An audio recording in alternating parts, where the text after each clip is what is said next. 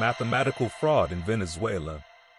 In this video, we demonstrate how to detect electoral fraud in Chavez's Venezuela. Let's see. Detecting electoral fraud merely from the figures provided by the supposedly impartial authority can be a very complicated task, unless that authority has perpetrated a very evident blunder. In the case of the recent presidential elections, it was thought that the electoral authority had committed a very obvious blunder because, apparently, the total percentage of votes cast summed up to more than 100%. As we can see in this image that shows the official results with 80% of the tables counted, Nicolás Maduro obtained 51.2% of the vote, Edmundo González 44.2%, and then 8 parties, each apparently receiving 4.6% of the vote. If this were the case, the Venezuelan Electoral Authority would have certified 132.2% of the votes cast, an evident mathematical impossibility. However, in reality, there was no blunder here because what happened was that Maduro was attributed 51.2% of the votes, Edmundo González 44.2% of the votes, and all other parties collectively 4.6%, so that in aggregate they added up to 100% of the votes cast. Now, although this was not the blunder perpetrated by the Venezuelan Electoral Authority, it does not mean that these vote numbers and percentages do not reveal a blatant blunder that indeed indicates massive electoral fraud in Venezuela. Let's listen to Elvis Amoroso, president of the National Electoral Council of Venezuela, offering the official vote numbers and percentages with 80% of the tables counted, which, I repeat, is the latest official data we still have on the results of the presidential elections in Venezuela, from which Maduro has proclaimed himself re-elected president. This is what Elvis Amoroso said about the vote numbers. Having reached 80% of the tables counted and with a voter turnout of 59%, the results are as follows. Nicolás Maduro Moro from the Gran Polo Patriotico obtained 5,150, 92 votes with 51.20%. The candidate Edmundo González from the MUD obtained 4,445,978 votes with 44.2%. Other candidates obtained 46,274 votes, 4.6%. You have heard the number of votes and the percentage of the vote that Elvis Amoroso attributes to each of the candidacies because this will be very revealing. Normally, when it is said, Maduro has obtained 51.2% of the votes, Edmundo González 44.2%, and the rest of the candidacies 4.6%, it is usual for these percentages to be rounded.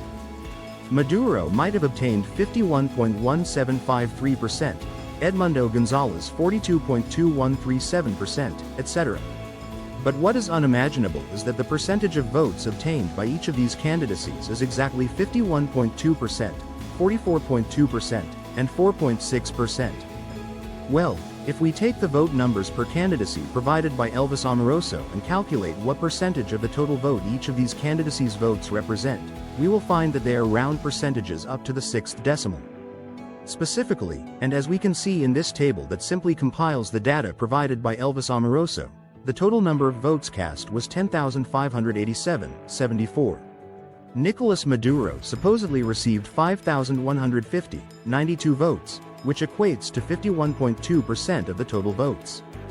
Edmundo González received 4,445,978, which equates to 44.2% of the vote, and all other candidacies received 46,274 votes, which equates to 4.6% of the votes cast.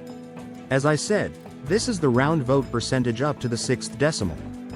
If we add more decimals, it is true that the vote percentage is no longer cleanly 51.2%, but for a very simple reason.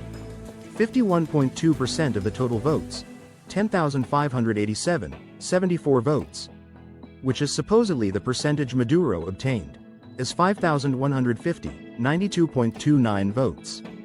In the case of Edmundo González, 44.2% of the total votes would be 4,445,978.108 votes. Since there cannot be 0.29 votes or 0.108 votes, those remainders that totalize one vote among the 3 candidacies must be assigned to one of the 3 candidacies. The percentages from the 6th decimal are not absolutely round, but the explanation is that and nothing else. Well, that this has happened, meaning that 3 different candidacies have obtained a percentage of votes where the first decimal is followed by 4 zeros, is something practically impossible to happen. The probability of 4 zeros appearing to the right of a decimal is 1 in 10,000, and therefore, the probability of the 3 candidacies here collected showing 4 zeros to the right of the first decimal of the vote percentage is, attention, 1 in 100 million. Therefore, the most plausible hypothesis, especially within an electoral system so corrupt and so controlled by the Chavista oligarchy that refuses to relinquish power, is not that these results are the product of chance or coincidence, but that they are manufactured results by the Chavista oligarchy to build the narrative that they have won the elections. First, they decide the vote percentage they want each candidate to have, more than 50% in the case of Maduro to ensure the presidency, for example, 51.2%. Then, taking the total number of votes they have collected up to that moment, at 80% of the tables counted, 10,587, 74, with those votes, they calculate how many Maduro should have obtained to achieve that 51.2% of the votes, specifically 5,150, 92 votes, which are, oh coincidence, the exact number of votes supposedly obtained by Nicolás Maduro according to the Venezuelan Electoral Authority, neither 100 more nor 100 less, exactly that number of votes that gave him a round percentage of 51.2%. In short, although, as I said, it is very complicated to detect from the data transmitted by an electoral authority whether there has been electoral fraud or not, in this case, we are faced with such a grotesque blunder and such a statistically implausible election result that, clearly, electoral fraud has been committed.